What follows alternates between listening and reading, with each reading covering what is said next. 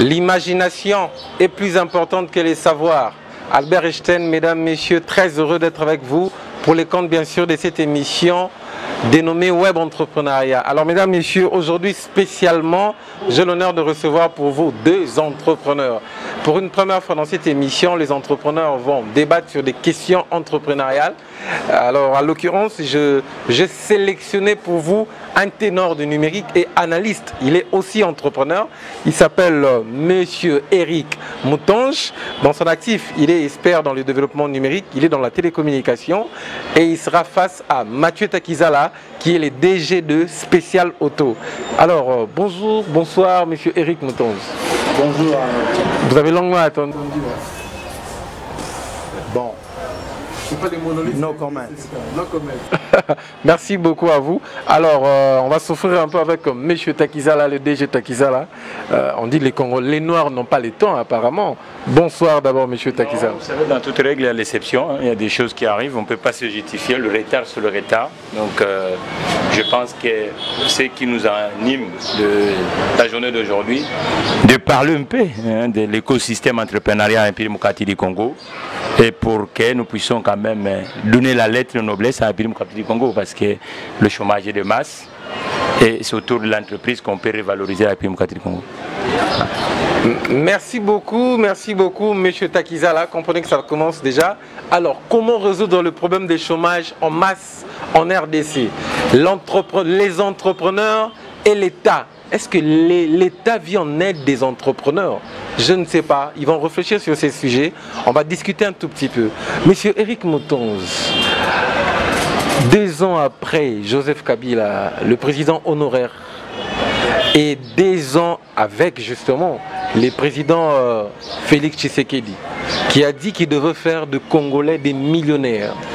Est-ce qu'aujourd'hui on peut parler d'un avancement des entrepreneurs ou nous sommes encore stagnés comme en 2018, en 2017, selon vous? Bon, je pense que le voyage autour du monde commence par un pas, celui qu'on fait pour sortir de sa maison, de sa chambre. Si le président l'a dit, je pense qu'il a un plan que je ne connais pas. Et je pense qu'en son temps, il va nous le révéler. Mais moi, personnellement, je ne le connais pas. Seulement, vous savez, la prospérité d'une nation est liée à beaucoup de paramètres. Il y a des facteurs macroéconomiques d'une nation.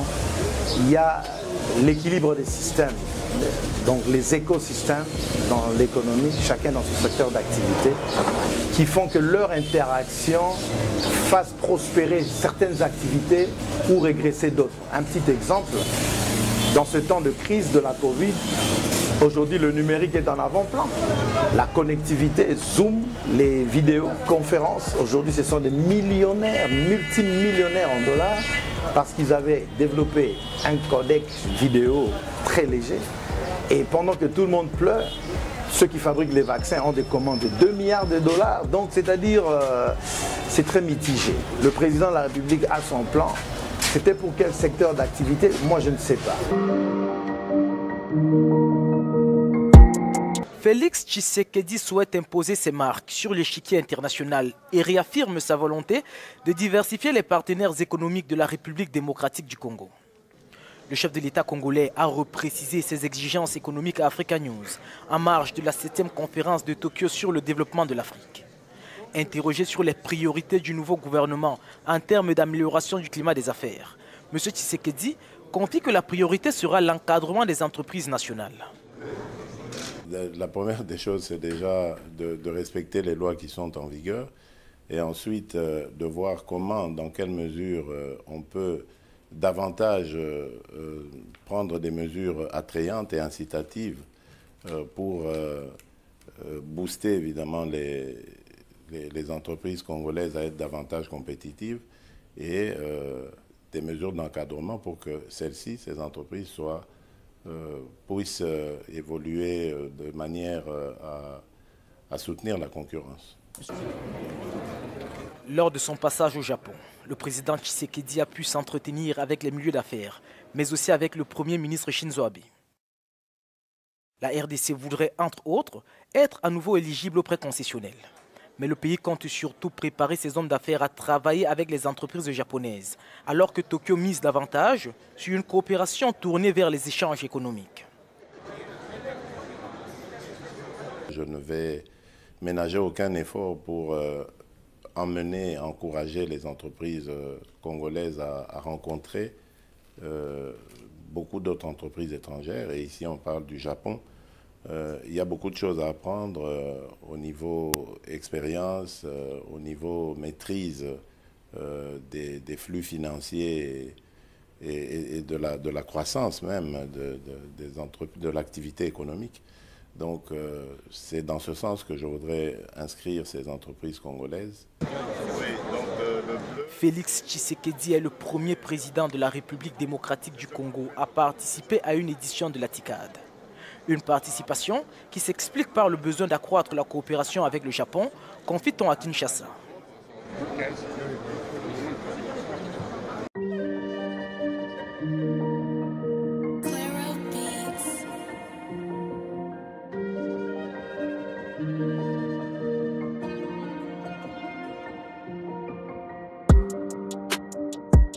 Je ne l'ai même pas suivi, mais je sais qu'il y a des petites vidéos ça et là qui parlent de faire des millionnaires.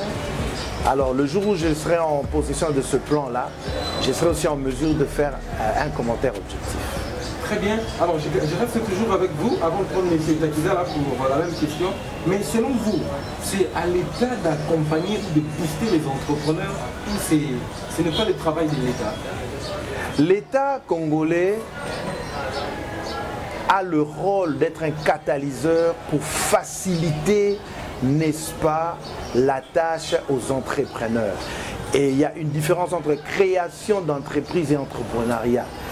Beaucoup de gens sont des propriétaires de business, parce que le business, par définition, c'est toute activité lucrative pour se faire des bénéfices. Mais un entrepreneur, c'est celui qui crée le changement, c'est-à-dire c'est un perturbateur des systèmes établis, c'est un précurseur, n'est-ce pas, des technologies ou des modes ou des façons de faire les affaires, et il n'y en a pas beaucoup. Donc il ne faut pas qu'on confonde les choses. Alors qu'est-ce que l'État doit faire? Je vous ai parlé ici de la loi 08/008 du 16 janvier 2008 sur le désengagement de l'État des entreprises publiques. L'État a déclaré dans l'énoncé de motifs de cette loi qu'elle a échoué dans les affaires, qu'elle se retirait et qu'elle allait garder le rôle de régulateur. Pourquoi? Pour que les entreprises, les privés fassent. Et la loi qui a suivi sur la transformation des entreprises publiques en sociétés commerciales, établissements publics et services publics, avait transformé toutes les sociétés para-étatiques qui étaient régies par une ordonnance de 1978 en entreprises commerciales qu'on a laissé justement dans la compétition avec les privés, tous alignés à l'acte uniforme de l'OADA, l'Organisation africaine de l'harmonisation des droits des affaires.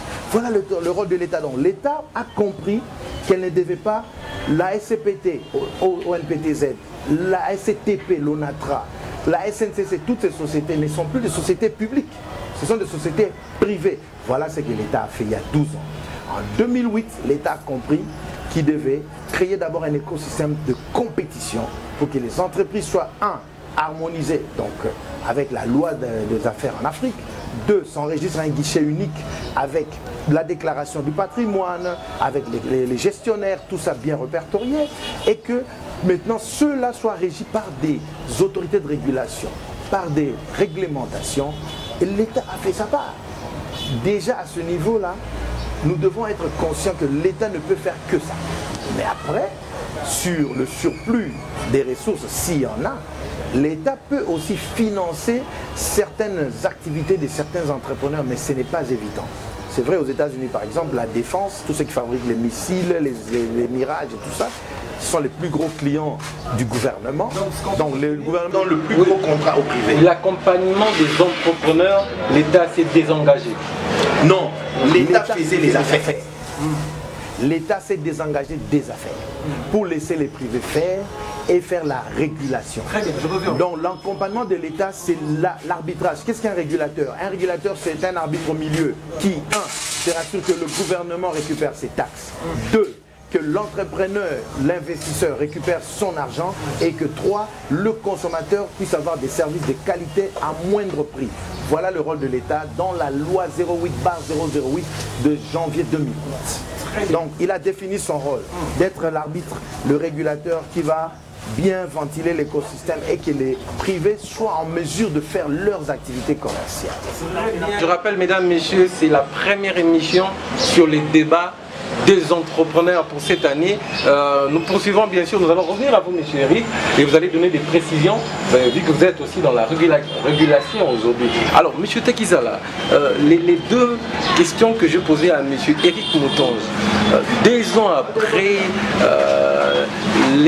la gouvernance du chef de l'État Félix Tshisekedi, 2 ans après l'alternance, je dirais, de Kabila et monsieur Félix Tshisekedi, le président Félix Tshisekedi avait tantôt relevé qu'il fera de Congolais des millionnaires. Est-ce qu'aujourd'hui on peut dire qu'il y a eu un avancement par rapport à ces coups de pouce ou on a stagné, selon vous, monsieur Takizala? Bon, moi je pense que nous devons être un peu réalistes en République démocratique du Congo. Je pense que la République démocratique du Congo n'a pas commencé avec M. Tshisekedi, mais quand vous prenez des engagements importants pour le destin, qu'ils soient nous les entrepreneurs, qu'ils soient les amis qui sont dans du bord étatique, fonctionnaires ou administrateurs de l'État, nous sommes régis aujourd'hui avec un manager. Le premier manager, c'est le dirigeant premier des Congolais. Donc il est le parent de tout l'écosystème qui existe aujourd'hui en République démocratique du Congo. C'est quoi le vrai photographie de la République démocratique du Congo aujourd'hui? Parce que la classe consommatrice est faible. La classe qui régule les affaires du bord étatique et du bord privé. Mais maintenant, quand vous êtes dans cette photographie, l'État devient le premier consommateur de biens et de services au niveau, et puis pour faire développer les autres écosystèmes. Parce qu'aujourd'hui, la plupart des entreprises en République démocratique du Congo n'a pas de carnet de commande. L'industrie de l'informel est à des pourcentages inimaginables. Vous comprenez? Donc c'est là. Même l'entrepreneur congolais et puis le financement, l'industrie financière est absent.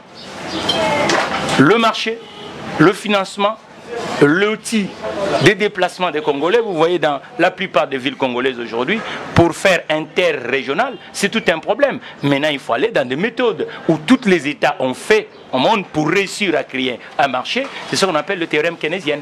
C'est quoi le théorème keynésien? C'est la commande publique qui régule tout. Vous êtes dans un pays où le nombre d'actifs, les gens qui ont un bulletin, un compte en banque, avec un revenu décent, c'est même pas 25% de la population active. Vous comprenez? C'est même pas 25%. Les gens qui ont un compte en banque, le consommateur. Parce que si vous avez un compte en banque, vous êtes un consommateur. C'est les statistiques que vous avez prises. Mais c'est ce qui se passe aujourd'hui en Afrique subsaharienne, en particulier en République démocratique du Congo. Ça signifie que l'accroissement du mouvement entrepreneurial ou des entreprises, on doit suivre ce qui s'est passé du côté du Nigeria, avec le président, l'ancien président nigérien, avec le mouvement des entrepreneurs nigériens aujourd'hui. Vous voyez que beaucoup sont en train de faire déplacer des collines au niveau d'Angote, Tony Numelo, ainsi de suite. Parce que les États, même vous allez aux États-Unis. L'État s'implique. Mais oui, même vous allez aux États-Unis, même vous allez en France. En France, ça signifie que l'écosystème étatique est très très important. Un entrepreneur tout seul ne peut pas faire. Parce que si aujourd'hui le développement arrive, vous êtes par exemple dans l'industrie de bar, il y a des dernières applications, des dernières innovations qui arrivent, et que vous êtes en post-Covid, il y a des subventions étatiques qui permettent à transférer le modèle économique que nous avons aujourd'hui, les outils que les commerçants sur le territoire congolais en ont, et pour avancer. Même le numérique que nous parlons tant aujourd'hui en République démocratique du Congo, comment le numérique s'est développé dans des pays développés? L'État s'est impliqué. Ça signifie qu'aujourd'hui, l'État congolais doit faire de sorte que les boîtes congolaises, nous avons la constitution congolaise, du par exemple, il y a un commerce déloyal qui s'est fait au Congo. Le détail. On dit commerce détail réservé aux titulaires de passeports congolais. Dans tout le pays du monde, il y a des secteurs réservés aux propriétaires des nationalités de l'État. Mais est-ce que c'est le cas aujourd'hui en République démocratique du Congo? Non. Nous voyons les gens qui ont des passeports étrangers, mais qui font concurrence déloyale. Nous voyons des gens qui contrôlent l'entièreté de l'économie congolaise et c'est rare de le voir chez un buvette congolais. Or que l'argent qu'on génère, c'est sur le territoire qu'on appelle la République démocratique du Congo. Ça signifie que la compétitivité ne peut pas être déloyale. Aujourd'hui, les entrepreneurs congolais, étant entrepreneurs tout seuls, ça ne suffit pas. Il faut avoir un marché, il faut le lobby. Le premier lobby devait être les entreprises de 440, que mon compatriote vient de préciser. Les 440 congolais, qu'on appelle portefeuille de l'État. Ça devait être ces entreprises-là. Ces entreprises, dans tout le pays du monde, vous allez voir qu'il y a un baromètre des grandes entreprises. Et les grandes entreprises doivent cohabiter avec les petites entreprises. C'est ce que vous appelez PME. Mais est-ce que c'est le cas en République démocratique du Congo? Non. La plupart de ces entreprises qui devaient être le client par des entreprises telles que la mienne spéciale autogarage, mais bizarrement, ces entreprises ne cohabitent pas avec nous. Ça signifie que même l'entrepreneur congolais a une vision révolutionnaire, mais lorsqu'il n'a pas de carnet de commande, qu'est-ce qu'il va faire? Le carnet de commande, c'est le vrai problème aujourd'hui en République démocratique du Congo. Il faut déboucher le carnet de commande, il faut déboucher aussi le moyen de financement. Dans les autres sillons, il y a le financement, on appelle par exemple aujourd'hui le financement participatif. Donc, vous n'oubliez pas, vous êtes journaliste qui traite des thématiques économiques, qu'à l'heure actuelle, il n'y a pas une banque commerciale à capitaux congolaise. Toutes les banques qui sont ici, commerciales, sont de banques à capitaux étrangers. Il faut réguler l'industrie de banque. Moi, j'ai toujours dit, créer une banque publique d'investissement avec des branches cautionnaires. Ça signifie qu'une branche d'assurance et une branche cautionnaire qui va permettre que nous devons quitter la logique d'hypothèque. Parce que le bimatériel, le numérique c'est le bimatériel. Mais comment les gens dégagent du cash où quelqu'un n'a même pas de vache, mais il a que l'idée, mais le cash arrive, des millions. Il lève des fonds. Donc le marché financier congolais est faible. Pour que les entrepreneurs congolais deviennent attractifs, il faut travailler du côté du marché financier parce qu'un entrepreneur, je peux avoir l'idée, je peux avoir... Mais si des moyens ne sont pas à côté des entrepreneurs congolais... Je voulais dire quelque chose. Je crois que il y a une question claire, il faut une réponse claire. Je crois que moi, la question que j'ai suivie ici, c'est un bon développement, je félicite mon collègue, mais on nous a posé une question très simple. Après les 2 ans de Fachi, est-ce que l'État fait suffisamment pour les entrepreneurs? C'est oui ou c'est non? C'est ça la question. Moi je dis, comme mon collègue a dit, ça fait déjà 12 ans avant Fachi, parce que la RDC n'a pas commencé par le président Tshisekedi, l'État s'est retiré des affaires des entreprises du CAC 40 congolais. Ce ne sont pas des entreprises du portefeuille en fait, ce sont des entreprises commerciales. Mais l'État, mais l'État congolais, je suis expert en politique publique, l'État congolais détient 100% d'actifs pour le moment dans la plupart, mais d'autres pas, comme la BCDC, l'État a 35%, mais c'est une banque, vraie banque commerciale avec 35% de part de l'État détenu par le CSP, le Conseil supérieur du portefeuille. L'État a enregistré des sociétés au guichet unique de création d'entreprises, le GUSE, la SNCC-SA, c'était des SARL changés en SA à cause du gros capital, la SCTP, ce sont des sociétés commerciales de droit privé au WADA. Mais l'État, en les transformant, a versé de l'actif qui a été comptabilisé pour créer des entreprises et l'État détient pour la plupart 100% dans ces entreprises parce que la transformation n'a pas encore été achevée. Mais dans la plupart, vous serez surpris, la MIBA, tout ça, on est déjà dans les 40-50% que l'État a déjà lâché. Donc ce ne sont plus des entreprises du portefeuille classique, des entreprises gérées par l'ordonnance. Ouais, c'est dans le portefeuille de l'État qu'on a des actifs, mais ce ne sont pas des entreprises de l'État. Donc il y a une nuance qu'il faut bien tracer. Alors je vais rebondir à ce que mon collègue a dit. Qu'est-ce que l'État a fait? Il y a quelqu'un qui ne doit pas vendre du piment, il vend. Mais c'est la régulation. Donc c'est-à-dire l'État a dit, je vais me positionner comme le régulateur de tous les flots de business. Donc tous les streams, je suis en train de chercher le mot d'activité économique. Tous les secteurs. Tous les secteurs d'activité économique, l'État s'est positionné comme régulateur. Moi je réponds à la question comme ça parce que si on doit entrer dans les détails on va passer des heures. Alors ce que l'État devrait faire dans cette régulation, dans d'autres pays c'est sujet à des contributions au Parlement, c'est sujet à des contributions dans le box, des ombudsmen.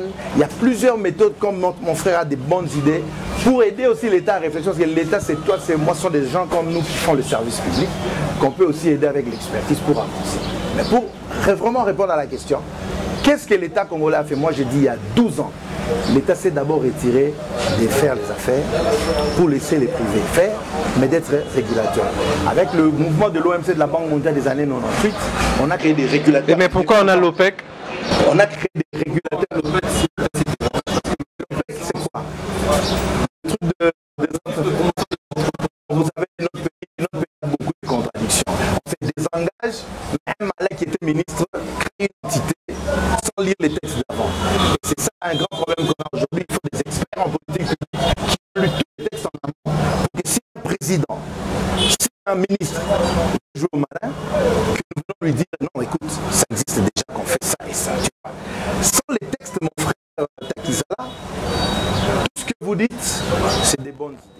Mais c'est les textes qui vont réguler la vision du chef de l'État, le programme du gouvernement de chaque mandature, pour être écoulé dans des lois du Parlement des lois ministérielles, interministérielles et tout ça, qui vont encadrer l'industrie. Donc, la réponse, c'est que l'État fait l'État d'abord, c'est pour se mettre comme régulateur, accepter le vent de la régulation indépendante.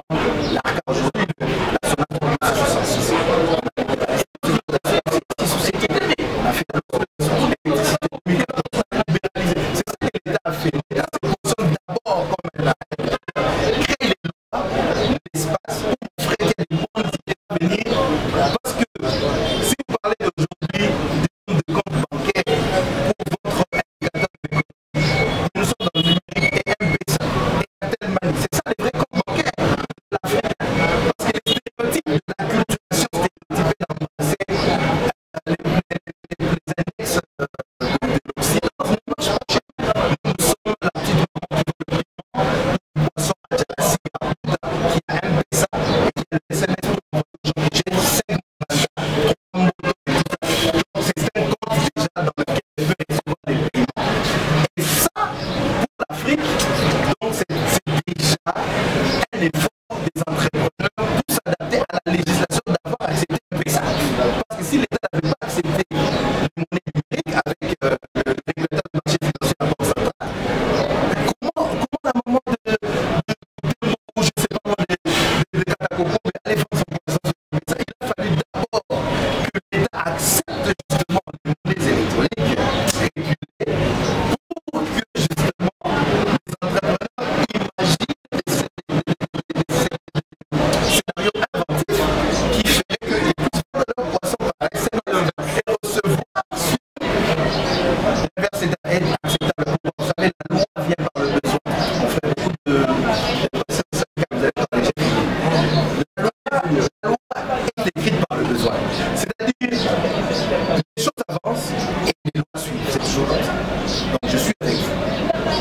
Mais on ne dit pas ça. On dit que l'État met mais en réalité, c'est parce qu'il y avait un besoin que l'État. Pour finir, je donne un exemple. Qui sait parmi nous que le cellulaire a commencé à naître au Zaïre avant l'Europe en 1985. La dérégulation des marchés télécoms dans le monde, surtout pour le monopole africain, a commencé en 1985 au Zaïre.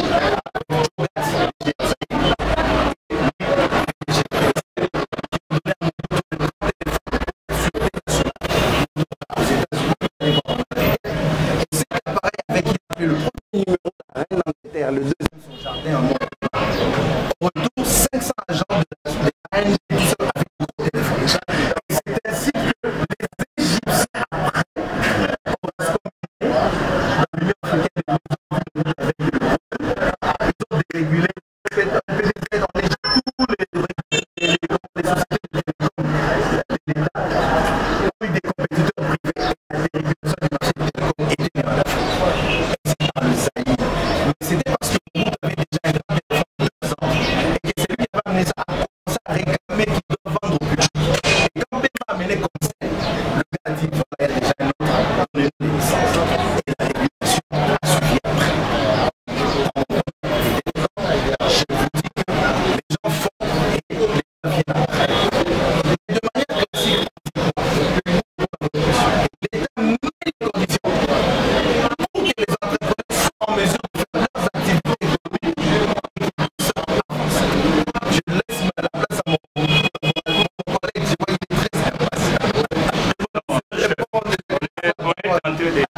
quand vous échangez dans des sujets majeurs, on ne le prend pas comme si nous sommes dans un amphithéâtre, excusez-moi. Nous sommes des acteurs. Moi, je suis un acteur et je sais de quoi je parle. Et un marché, ça ne se régule pas. Quand vous parlez d'un PESA, on sait quel est l'ancêtre d'un PESA. Un PESA, c'est PayPal, mon compatriote. Hein? Donc il faut que nous sachions qu'est-ce que nous faisons. Parce que c'est le marché qui va déterminer la force de l'inventivité des Congolais. Et le marché, ce sont des citoyens congolais. On ne va pas faire un monde à part. Nous sommes en économie de marché. Et l'économie de marché, ça signifie que l'économie de chaîne. Aujourd'hui, ça ne sert à rien. Vous pouvez dire, Mobutu a commencé avec le téléphone. Mais dans cette industrie, même dans le marché local, il n'y a pas une société congolaise qui se développe. Ce sont des boîtes qui viennent d'ailleurs, mon compatriote. À quoi sert de dire l'ancêtre de quelque chose? Mais lorsque les choses deviennent d'une façon rationnelle et qui crée des emplois et que le pays sont en train de récupérer les autres États du monde, parce que quand on classe le pays dans ce qu'on appelle l'attractivité économique ou les intelligences qui se vendent, le Congolais, nous sommes en retard. Et c'est là, c'est faute à quoi? C'est rassembler de choses. Vous dites, voilà, ils ont changé, l'État essaie d'en désengager. Mon compatriote, une boîte peut commencer du bord privé et que l'État intervienne à l'intérieur. Même il est privé. Il n'est pas privé parce que les gens qui travaillent à l'intérieur, ce sont des citoyens. Ils payent des impôts, ils contribuent. Donc l'État, c'est l'ensemble. La partie privée de l'État et la partie étatique de l'administration. Nous avons des lois, mais les lois, il faut les donner des moyens, mon compatriote. Il ne suffit pas de dire nous avons des textes de loi. Mais est-ce que les inspecteurs ont le moyen de mobilité pour aller vérifier celui qui fait des bavures et qui a une boîte qui fait du chiffre d'affaires, mais il n'y a même pas un nom devant? Et le Congolais qui a un nom, bizarrement, il n'a même pas un chiffre d'affaires. Mais c'est lui qu'on va accélérer. Pourquoi cette contradiction? Et que celui qui vient en culotte, il rentre dans l'aéroport international d'Ndjili, qui est un entrepreneur congolais, Mafra, mais bizarrement, c'est lui qui est, parce que c'est eux qui contrôlent l'économie. En culotte, on va le passer avec des honneurs. C'est là, nous, les entrepreneurs aujourd'hui, nous devons se rendre compte à ça. Il ne faut pas dire l'État, l'État c'est toi. Vous avez dit vous-même, c'est moi, c'est l'autre. Ce n'est pas uniquement les administrations de l'État. Aujourd'hui, même dans le marché africain, les entreprises congolaises sont faibles, même ici à Kinshasa. Donc, automatiquement, pourquoi? Ça ne dit pas que nous ne sommes pas intelligents. Mais ce qui manque, c'est quoi? Nous avons l'intelligence et l'équipement. Nous tous, on a fait des écoles occidentales et on a commencé les aventures entrepreneuriales en Occident. On sait comment ça fonctionne. Ils sont les chambres de commerce à Kinshasa. Ils sont le centre d'affaires à Kinshasa. Ils sont le chambre de métier à Kinshasa. Vous n'allez pas inventer cette roue du mouvement entrepreneurial. Donc, c'est pour cela. Mon collaborateur vient de se contredire. Voilà. Je ne me contredis pas. Non. Chef, vous avez parlé. Attendez votre temps. Attendez votre temps. S'il vous plaît. S'il vous plaît. Vous êtes journaliste. C'est vous qui posez des questions. C'est vous qui posez des questions. J'ai l'impression que vous posez. C'est vous qui posez des questions. C'est vous qui posez des questions. C'est un échange, mon compatriote, c'est un débat. Vous n'êtes pas les médiateurs de l'émission. Vous avez parlé, vous avez pris le développement. S'il vous plaît. Un peu de la... Qu'on descend, on donne le terre au débat. Donc, le problème, c'est quoi, mon compatriote? Ça signifie que chacun doit faire son boulot. Mais aujourd'hui, on ne peut pas te voiler la face que les entreprises que nous, les Congolais, nous créons, nous avons des difficultés. Pour le défi c'est quoi? 48 mois, j'ai une boîte à Kinshasa, on écrit à tout le monde, on est vie, mais bizarrement, le travail ne vient pas. Pourquoi? Le taux de l'informel, c'est que mon compatriote conscient, sur qu'un entrepreneur dans la formalité, je ne me contredis pas. Le taux de l'informel, je me contredis à quoi? Je peux. En quoi? Je peux. En quoi? En quoi? Voilà. La question, avec une minute, moi j'ai pris 2 minutes. Ah, vous allez venir les journalistes, hein? Non, la question avec 1 minute, et j'ai pris 2 minutes pour répondre. La question était qu'a fait l'État? J'ai dit ce qu'a fait l'État. Maintenant, j'attendais peut-être une deuxième question. Que devraient faire les entrepreneurs? C'est ça qu'il dit. Les chambres de commerce, les lobbies, les pressions, la fédération des compétences pour revenir à l'État pour dire, bon, vous avez mis les bases. Voilà, nous maintenant, nous sommes des visionnaires. Est-ce qu'on peut ajouter à ce que vous avez fait? Ça allait prendre 3 minutes, on allait être à votre deuxième question. C'est pour ça que j'ai applaudi, parce qu'après avoir allé dans beaucoup de sens, il est finalement revenu à ce qu'on aurait dû dire. Vous avez fait la dissertation, mon frère, chacun sa façon de développer. Bon, c'est pas à vous de me dire des trucs. Non, vous faites comme journaliste, c'est pas normal ça. L'État fait ça. Quel échange on fait? Maintenant, on attend aussi les entrepreneurs pour rejoindre l'État et construire ensemble cette nation. C'était ça ma réponse. Mais oui, mais où ou est-ce que M. Takizala s'est vraiment contredit? À quel niveau? Non, ça veut dire quoi? La question était simple. Moi, je suis scientifique. On m'a posé une question. Qu'a fait l'État? J'ai répondu sur l'État. 2 minutes, c'est fini. Mais là, je ne peux pas faire un développement de l'État. Vous n'êtes pas moi, monsieur. Et tout ça par rapport Vous avez plus de temps que moi dans ce plateau. S'il vous plaît, s'il vous Vous plaît. prétendez que vous avez parlé beaucoup. Je vous laisse, S'il vous plaît, je vous laisse parler. S'il vous plaît, vous allez rebondir, s'il vous plaît. C'est quand même les entrepreneurs, s'il vous plaît. C'est ça. C'est pourquoi, voilà. Ça, c'est la preuve de la raison pour laquelle nous n'avons pas, on n'avançons pas. Parce qu'on ne sait pas fédérer nos compétences. Moi, je trouve beaucoup de qualité dans mon frère et je l'ai loué. Mais seulement, je voulais qu'on restreigne le débat, au temps aussi surtout, et nos occupations, qu'on restreigne le débat à la question. Qu'a fait l'État? Est-ce que l'État a fait? Moi j'ai dit, je pense que l'État a commencé à se positionner comme régulateur. Il a laissé les affaires pour ne pas embrouiller. Maintenant, s'il y avait une autre question qui suivait, pour dire maintenant, mais pourquoi est-ce que les entrepreneurs ne sont pas développés? Voilà des fléaux. Où sont les chambres de commerce? S'il vous plaît, lèvons-nous, fédérons nos compétences. On en arrive, Où on en arrive. S'il vous plaît, monsieur Rick. participations aux lois et aux concepts pour développer. Justement, l'État a déjà créé le cadre. L'État On en arrive. là maintenant, on doit aider parce qu'il a bien dit l'État c'est moi. Justement, les débats doivent évoluer, vous avez raison, justement. Non, mais c'est ça. ceux qui nous suivent quand même, c'est une émission scientifique de l'entrepreneuriat. Alors, mais il y a eu un débat qu'on ne peut pas laisser passer.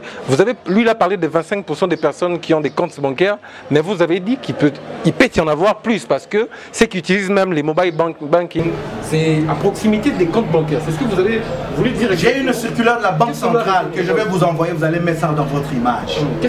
La circulaire de la Banque centrale, le régulateur, parce que moi je suis dans la régulation des marchés financiers, a reconnu les monnaies de mobile money comme un médium capital et essentiel dans le temps de crise qui aurait dû être reconnu depuis longtemps. Et il a fait une circulaire que la régie des eaux, les services publics, l'eau, l'électricité, on ne doit plus payer avec le cash, mais avec les monnaies. J'ai ça. Et c'est-à-dire que donc pour payer dans un compte de régie des eaux, vous aussi vous devez avoir un compte. Et donc ce compte-là devient votre compte bancaire. C'est l'innovation. Donc le numérique au service de l'économie pour qu'on ait des comptes bancaires et ne pas aller avec la carte à la banque, mais avec mon téléphone, j'ai déjà un compte, je paye ma facture régie des eaux. Le régulateur des marchés financiers, donc l'État, a mis pour moi ce cadre-là pour payer les services publics avec le mobile money. Et c'est ça le rôle de l'État, ça fait avancer donc la machine. Donc ce qu'on doit retenir, ceux qui détiennent de mobile banking, ce sont les numéros de compte. Ce sont reconnus par le régulateur de marché. Donc on peut dire qu'en RDC on a plus de 30%. Bien sûr. Parce qu'aujourd'hui tout le monde a un peu ça, Orange Money, Maxi Cash. Avec les chiffres, les index dont je parlais. Alors pour faire allusion à ça, il y a d'ailleurs la FinTech justement qui régularise ça aussi, les banques en ligne. Pour parler de la virtualisation. Bon, la FinTech, c'est un anglicisme technique, sexy. Finance, technologie. Voilà, c'est juste mais dans la FinTech, il y a un aspect qu'on appelle les banques, la crypto-monnaie, nous avons la crypto-monnaie, nous avons les banques. Que la Banque centrale le refuse avec la même circulaire. Justement, très bien. La Banque centrale n'a pas reconnu. Ok, très bien. Donc on doit rectifier ce que M. Takizala a dit par rapport au taux. On va... Bon, ça n'engage que lui, hein, mais moi je dis qu'il y a... Est-ce que je pose d'abord ma question? Vous savez que je suis monétariste. Arrêtez, il faut avoir le socle. Est-ce que je peux poser... Est-ce que ceux qui détiennent selon le socle. Selon M. Eric, nous sommes en direct. Allez-y. Là, il y a un bon choix là.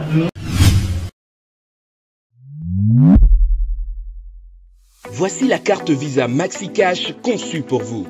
Jeunes, étudiants, professionnels et entrepreneurs, la carte MaxiCash est conçue pour tous. Pour les particuliers, recevez et effectuez des paiements instantanés sans avoir besoin d'un compte en banque. Pour la diaspora, évitez la paperasse pour vos transferts au pays ou recevez votre argent du pays en toute tranquillité sur votre carte Visa MaxiCash. Pour les entreprises, effectuez les paiements en vrac à vos partenaires ou à vos employés en un clic sur notre portail. Pour les entrepreneurs, recevez vos paiements en ligne grâce à notre passerelle de paiement directement sur votre carte MaxiCash. Commandez votre carte aujourd'hui avec une livraison à domicile ou au bureau. MaxiCash. Il faut qu'Ozala Nayango.